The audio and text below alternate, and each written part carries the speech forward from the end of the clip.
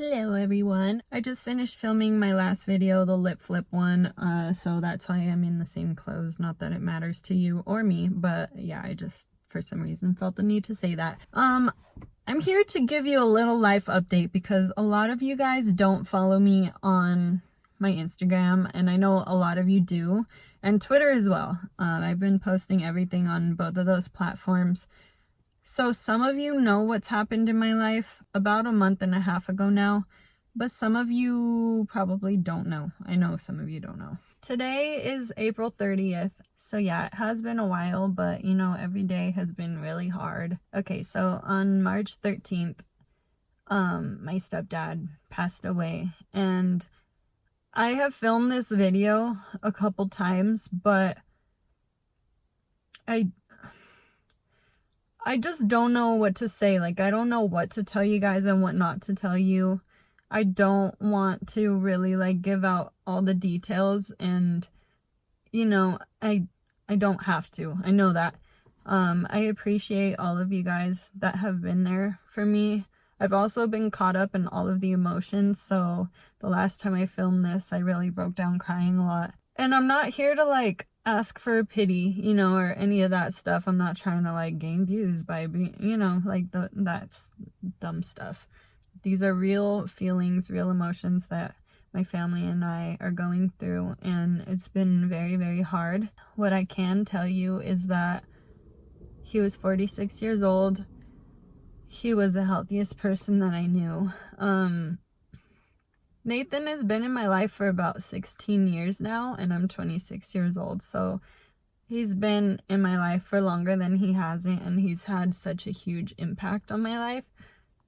And, like, he was just the biggest blessing that our family could have ever asked for, and all he cared about or wanted was a family and, like, experiences and, you know, just living life. He didn't care about the stupid little, like, materialistic things or anything other than having a good life with his family.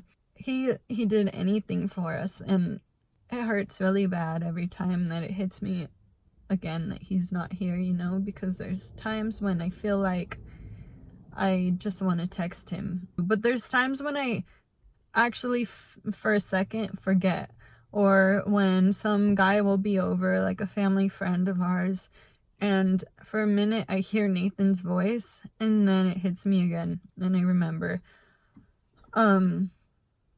Please respect my family and I, and do not ask in the comments like what happened, because that is one of the most frustrating things.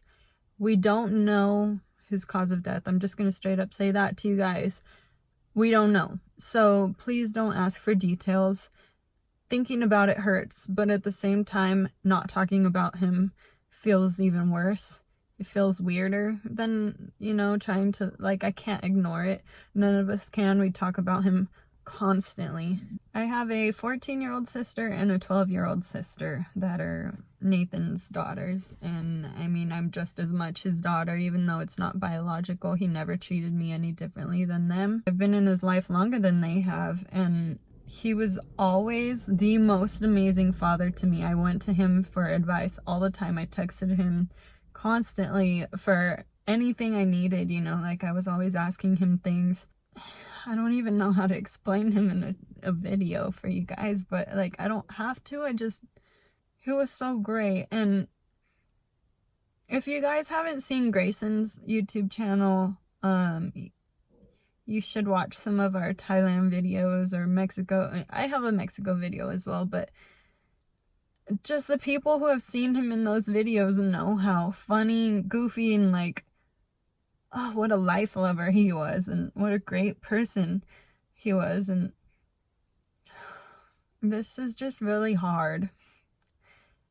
And I hope that you guys can be patient with me through this journey, because even though there's some days when I'm very strong, I know there's going to be many days when I'm not. Most days I'm not, you know, and I try and, like, put a smile on when I'm broadcasting, try and tell people I'm having a good day, but, like, even when I am, that it's always in the back of my mind. I can't forget about it. There's not a second that goes by when I'm not, like, holding this pain, you know? Some of you watch Grayson and I on Bigo, the broadcasting app. We broadcast almost every single day, and recently I was bowling with my family and Nathan was there, and he was like flexing his biceps in the camera and stuff, and some of my close friends on the app saw, and they were like making comments about how good of a bowler he was and how goofy he is. Just like, he's such an amazing person. I just miss him so much. Like, I'm dealing with it, like I'm going through the pain and all of that, but sometimes I just find myself thinking like, maybe there is a way, you know, to get him back. And I know it's stupid, but like when you go through this, losing someone that's such a huge part of your life is devastating. Your mind like doesn't know how to process it. And let me just tell you guys something. I don't know how many of you have experienced something like this. Something I've always been aware of is to not tell people, I know what you're feeling, I know what you're going through, because everyone's experience with things is different. Everyone has a different relationship. Like, Nathan was my stepdad. He had 2 other daughters. All 3 of us had a different relationship with him. All 3 of us had different experiences with him. My mom obviously had a different relationship with him. His friends and his dad and his brothers and sisters, everyone, you know, we are all going through the loss of a life, but everyone feels different. So something that I feel like I just want to put out there to maybe save someone else from the frustration in the future is to never tell people that you understand what they feel. As much as I know that it is coming from a place of love, it's kind of a frustrating thing, you know, because nobody really knows. I am grieving for myself so much. I mean, like the loss of Nathan, but also so much of the pain comes from my little sisters no longer having their father in their life, and my mom. They were the most amazing couple. They were made for each other, and I've never seen my mom so happy. He was her one and only person, you know, and it all sucks that there's nothing that I can say to make you understand how I really feel. I know so many people have gone through the loss of a loved one, but like I said, everyone's experience is different. Shouldn't really say that you understand what they feel, you know, because you don't. You aren't them, but that you're there for them. I don't know why I'm really saying this. I'm hurting so much that I'm very sensitive, and most people have been incredible, but there have been the occasional few people that just comment saying what happened. That's not something you say. If someone doesn't openly put it out there exactly what happened, you know, then asking on social media like that is just weird and kind of disrespectful. And there have been some people that just say, I know what you're going through, I just lost blah blah blah. I don't know. I'm rambling on at this point. I'm glad I didn't cry through this whole thing. I think what I'm going to do now is insert a clip of my sister Avery and I speaking at his service, his celebration of life, so that you guys can hear a couple stories and, you know, kind of hear about the amazing person that is Nathan McIntyre. I love him so much, and life is definitely not the same without him. I don't know like how this is ever gonna feel better. I know it's gonna take a really long time. I'm prepared for that, but I'm not. I expect it. Sorry, I don't know where I left off. Grayson just walked in the background. I know it's going to be a long journey. I know that most of you guys are so understanding and patient, and I mean, I really haven't experienced many people who haven't been, so thank you so much for that. And you guys are just incredible, and you check up on me so much. I love you with all my heart. I appreciate you more than I can ever explain. Here's a little clip of Avery and I. I'm going to end the video after that. Thank you so much. My next video will be way different than this. You guys are amazing. I keep saying random stuff. Okay. Bye. You got this.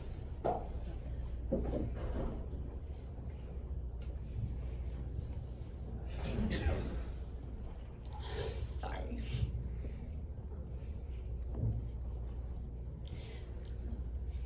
I really didn't know where I would begin.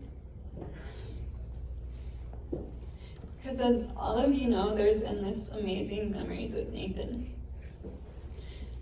I don't even like using the term stepdad with him because he took me in as his own.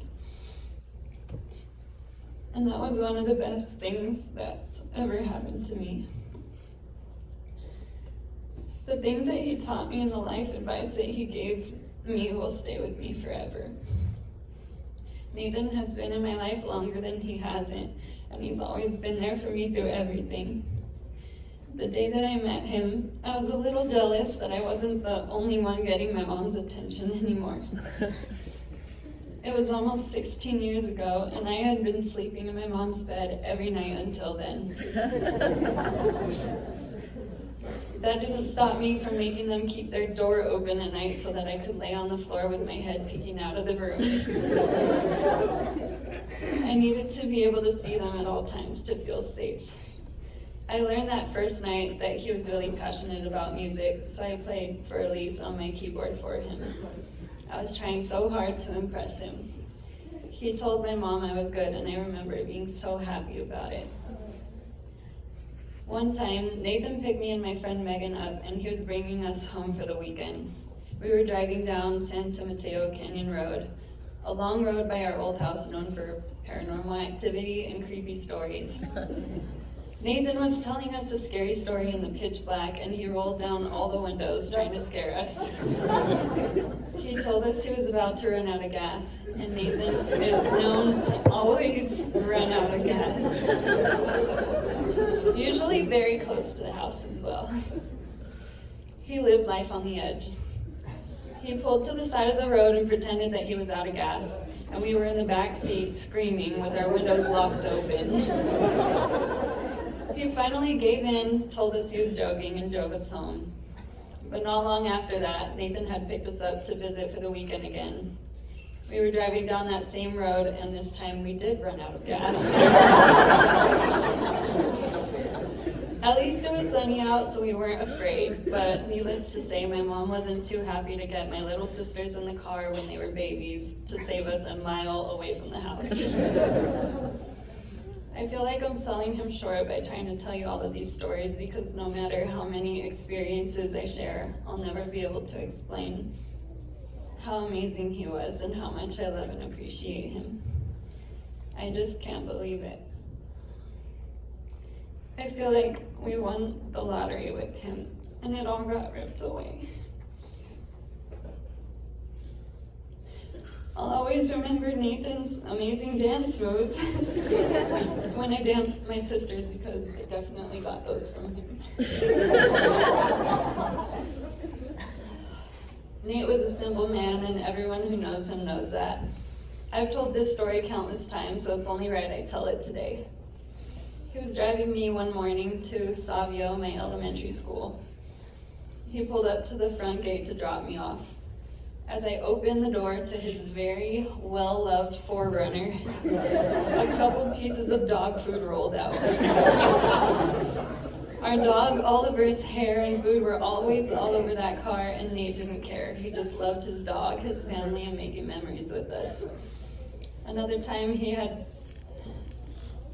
told my mom and I that he had a black foot from frostbite.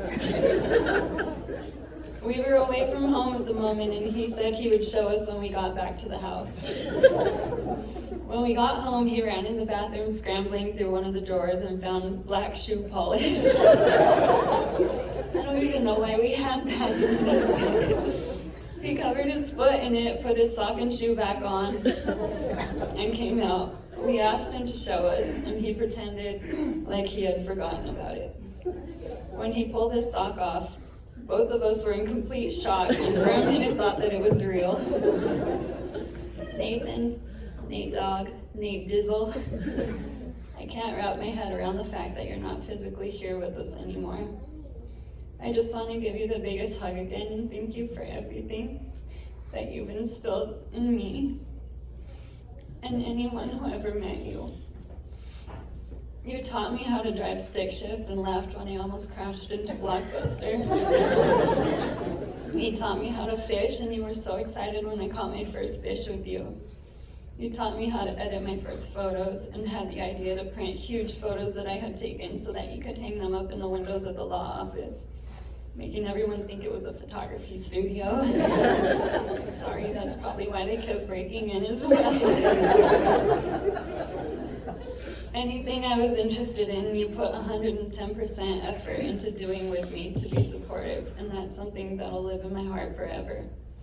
I don't want to live in a world without you, and it's still so hard to believe that it's real, but I'll do my best to live in a way that you would have wanted me to. Passionate about life and the things that really matter. I love you and I miss you. Thank you for being the best dad I could have ever asked for.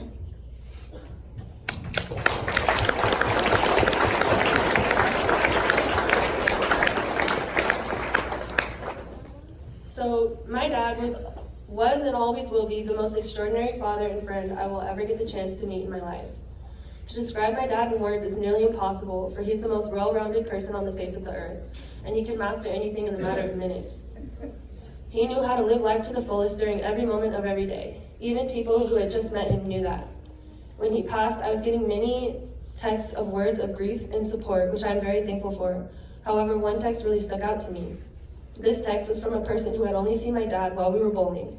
Just for that 30 minutes, he saw the love that my dad has for others and the love that everyone has for him.